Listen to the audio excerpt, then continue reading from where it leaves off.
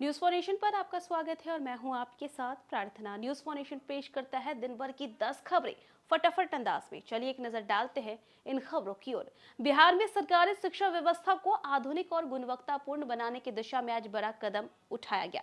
मुख्यमंत्री सम्राट चौधरी ने बेगूसराय से ऑनलाइन माध्यम से राज्य के 521 मॉडल स्कूलों का उद्घाटन किया और इन स्कूलों में स्मार्ट क्लास, डिजिटल बोर्ड, आधुनिक विज्ञान प्रयोगशालाएं, बेहतर फर्नीचर और समृद्ध पुस्तकालय जैसी सुविधाएं उपलब्ध कराई, ऐसा सरकार ने कहा है। और सरकार का दावा है कि इससे सरकारी स्कूलों में पढ़ने वाले छात्रों को निजी स्कूलों जैसी बेहतरीन शैक्षणिक सुविधा मिलेगी।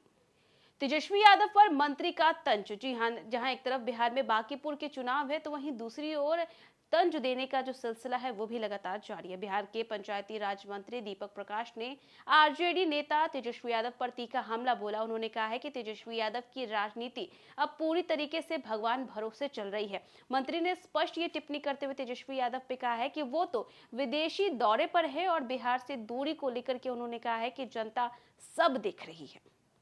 वहीं मोकामा के बाहुबली विधायक अनंत सिंह ने आगामी विधानसभा चुनाव को लेकर के बड़ा फैसला लिया। उन्होंने साफ कर दिया है कि अब वो खुद चुनाव नहीं लड़ेंगे, उनकी जगह उनके बड़े बेटे अभिषेक सिंह मोकामा विधानसभा सीट से चुनावी मैदान में उतरेंगे। और ये घोषणा उन्होंने बार अनुमंडल के घोसवरी में आयोजित एक सम्मान समारोह में की।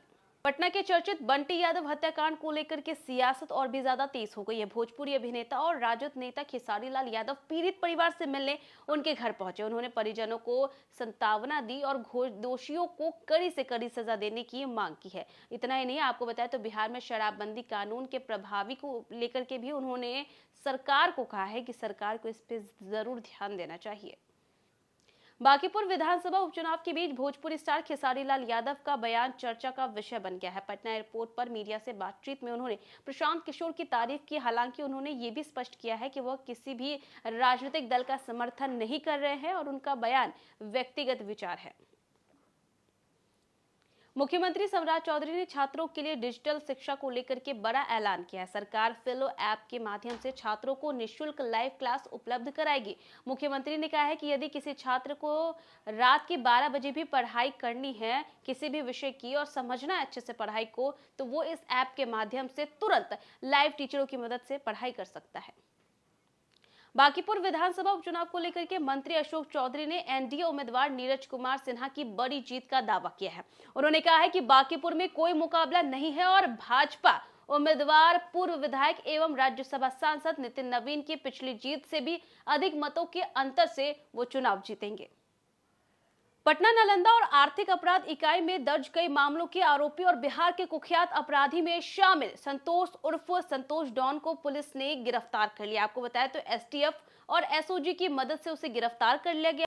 तो वहीं इसे पुलिस की बड़ी सफलता मानी जा रही है और पुलिस लगातार जो है इसके बारे में और इन्फॉर्मेशन इकट्ठा कर रही है कि कहीं इसका ग्रुप और भी ज्यादा तो नहीं फैला, कहीं इसके इस ग्रुप में और भी लोग शामिल तो नहीं है।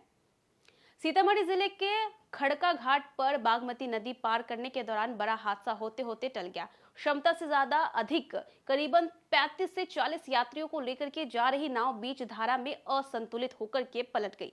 घटना के बाद वहां पर अफरा तफरी मच गई। राहत की बात यह रही कि समय रहते ही यात्रियों को सुरक्षित बाहर निकाल लिया गया और किसी को भी कोई हानि नहीं पहुंची। वहीं कल यानी 20 जुलाई से शुरू हो जाएगा बिहार विधानमंडल का मॉनसून सत्र। और आपको बताया तो ये सत्र जो है 5 दिनों का होगा। 24 तारीख को इस सत्र का समापन कर दिया जाएगा। तो ये थी दिन भर की 10 ऐसी खबरें जो सुर्खियों में नहीं। फिलहाल के लिए बस इतना ही। न्यूज फॉर नेशन पे खबरों का सिलसिला लगातार जारी रहेगा। तब तक के लिए नमस्कार।